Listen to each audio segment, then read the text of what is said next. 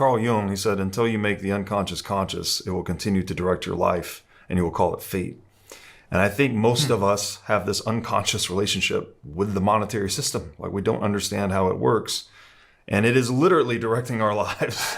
And people are getting increasingly hopeless and desperate and all of these things. And everyone feels the pain, but no one knows how to properly attribute the pain.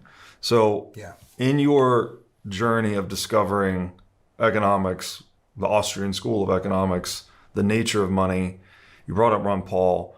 I think he has one of the best answers to one of my favorite questions, which is, what is money? And he said it is the most sought after monopolistic power of man. And so I'm curious, given the importance of money in this entire world, right? At every level, economically, psychologically, etc. I wonder if you think if money has something to do with your, you said the Gen Zers that are desperate and whatnot. What is your answer or answers to the question, what is money? And how does it influence these different problems that you've identified in the world? It's a great, interesting question, multi-layered. I think that I can give a kind of simple textbook answer of what is money, which is it's a commonly, agreed upon medium of exchange. It's like, it emerges naturally, right? So we've all seen this, that like prisoners will turn cigarettes into money. Throughout history, all kinds of things have been used as money. Clamshells, tobacco leaves. It's usually emerged out of a commodity that has a use value. I don't think, this is one of the things that the monetary conversation I think often gets wrong, is this debate over intrinsic value. Oh, for sure, yeah.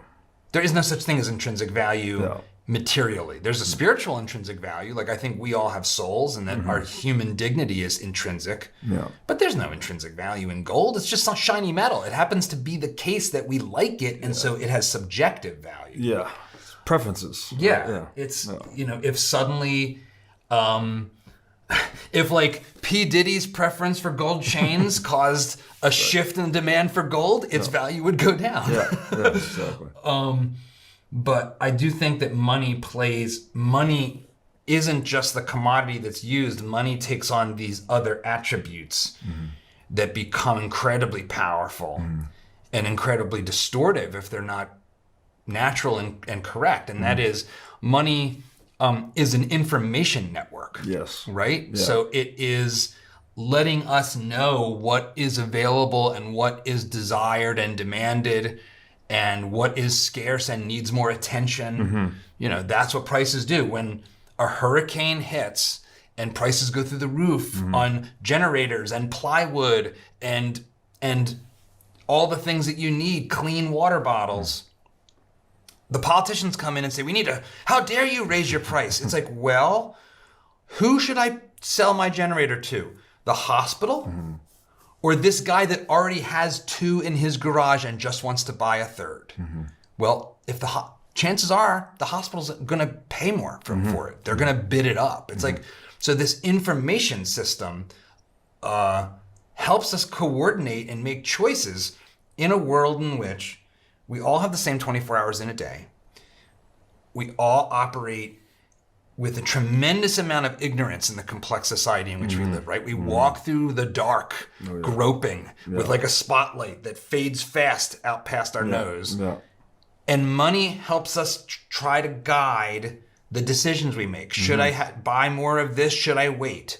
Should I buy a house in this neighborhood or that? Can I afford this level of mortgage debt or not? Like, all that stuff. It's not all arbitrary. It's not all greed. It's this complex information system. What major should I study in school? Should I even go to college at all?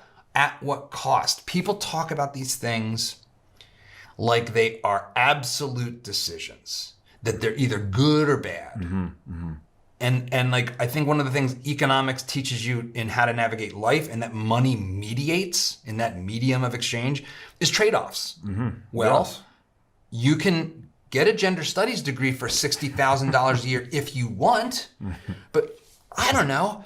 if you put 60 grand a year in the stock market and wait 5 years, take a look at how much money that turned into and ask yourself, is it worth foregoing that for gender studies degree?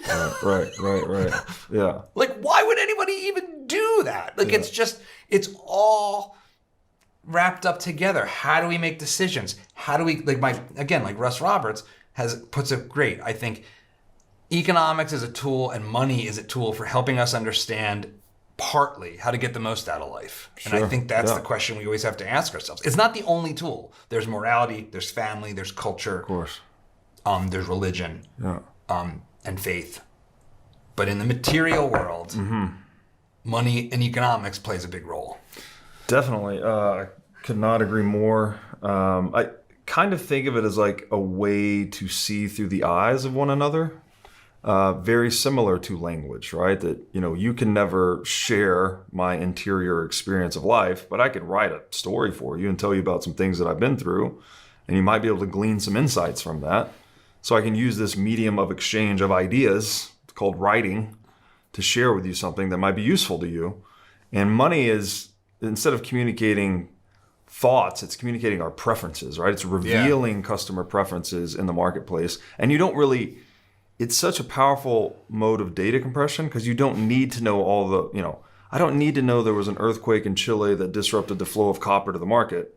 I just need to see that price copper go up, so I'm incentivized to produce more and consume less. And so it's coordinating people in a very efficient, probably the most efficient manner that we have. And to disrupt that information system, it's like to corrupt a language in a way. And it throws things into disharmony. It's such a good way to think about it. Because what it is, in a way,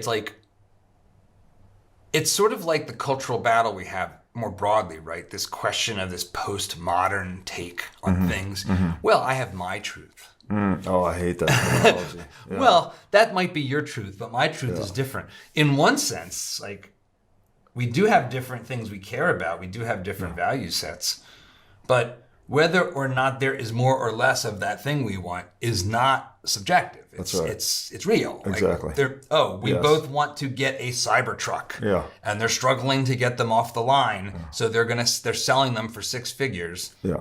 That tells me I think I'm gonna wait on the Cybertruck. Yeah. But you're like, nah, man, I got the money. I'm all in on the Cybertruck. I'm using this as an example, but that you introduce noise into that. I think I can't remember the quote exactly. It's actually from John Maynard Keynes, whose contributions to economics I consider mostly horrendous. In his book, The Economic Consequences of the Peace. Have you come across this? No, I haven't. So this is before the general theory. This is before he concocted all this nonsense about deficit spending and stimulus and aggregate demand and all that nonsense. He wrote quite eloquently that basically inflation is a way to destroy a society that not 1 in 1,000 in the society will understand is happening. Yes. That it just creates chaos and it produces inequities and distortions.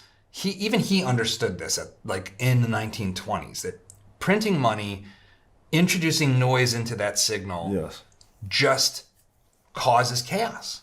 And then we all end up blaming God knows what, corporate greed or our fellow neighbor or our boss or immigrants or international trading partners. There might be reasons to blame any one of these people for different things, but inflation creates a bunch of fake reasons. Yes. No, it's amazing. And this is where you get almost like the metaphysics of it in a way, because you have fake money or the printing of money, which I would really just call it the counterfeiting of currency, right? That's what the central bank is in the business of. It arrogates itself the exclusive privilege to counterfeit currency that other people cannot, right? So it's rules for thee, not for me type of situation. When you create fake money, you create the illusion in the marketplace that there are more goods available than there actually are. And so entrepreneurs embark on their projects believing that, basically, right? Following a faulty price signal. And just like your rap video said, it leads to a boom, right? A lot of investment, a lot of activity, but then you can't full economic reality, the amount of goods that are indicated by that increase in the money supply are not actually available. So a lot of these projects go bust, right? Or they can't be completed with the savings or goods that are available. And then you get the bust, right? And so... 100%. That entire, it's this fakeness, right? That we're it's dishonest money that leads to dishonest economic cycles. And I think even if you get into like studying Weimar Republic, that people actually get more dishonest in inflationary environments because they're more desperate, right? Their scamming is more of a thing. Even the gender fluidity, which I haven't really drawn the causal connection there, but there was a big gender fluidity movement in Weimar when they were going through their hyperinflation. Surprise, surprise, we have that going on in modern... Late stage civilizational collapse indicators. Exactly. And I wanted to try to take that back, that this is something, a theme that we're trying to communicate on the show that, as you said, it's much more than just finance and assets. It permeates the psychological, the sociological. And I think we see it a lot in the youth that you brought up earlier. Like, they're fucking desperate, right? I'm an old millennial, but young millennials can't afford to buy a house. Therefore, they can't afford to have kids. Therefore, they just... And it's giving them this despair and hopelessness. So I wonder if you could just speak to that, like the relation of what I would like to call corrupt money or dishonest money and how that permeates people at different levels. Well, I think it is happening on different levels, I think, right? So it starts at the most basic level with making it harder to live well. Yes. And it's distorting and we get told these things about, well, but wages have kept up with inflation, but this is all aggregates. This is all average summaries. Yes. If you look at the way the monetary system impacts things, it has a disproportionate impact on asset values because what the Fed does when it creates more money, when it changes the supply of money and increases or decreases inflation, always increases money. It's putting it into the financial markets where you have the buying and selling of assets. And so asset prices tend to go like this. And this was something that was observed for a long time and was actually part of the debate, like why do booms and busts happen in asset markets? And housing is a big one of the biggest ones for the average person. They go like this. Meanwhile, like consumer goods on the shelves, electronics and whatnot, our iPhone prices aren't going like this. That's right. But assets really boom and bust a lot, directly related to the monetary system's shenanigans, the monetary mischief, as Milton Friedman liked to say. So your home is the foundational asset of your life. It's the roof over your head. It's your cave. Yeah. So instability there is going to create instability for your whole life, a sense of uncertainty. If you're barely getting by and your rent increases dramatically and you are at the margin, that is an incredible amount of instability in your life. It doesn't have to be more complicated than that. Yeah. And the notion that, but average wage rates went up. It's like, well, but did your wage go up? Right. Whose wages? And averages work in funny ways, right? So people that might work in the industries that benefit the most from cheap credit, they might be going up great. And the normal average, there's no good word for this. Everyday Americans, average people. There's no such thing as any of that. But, everybody else that doesn't benefit from getting that new money first and getting to play with it ends up being a loser.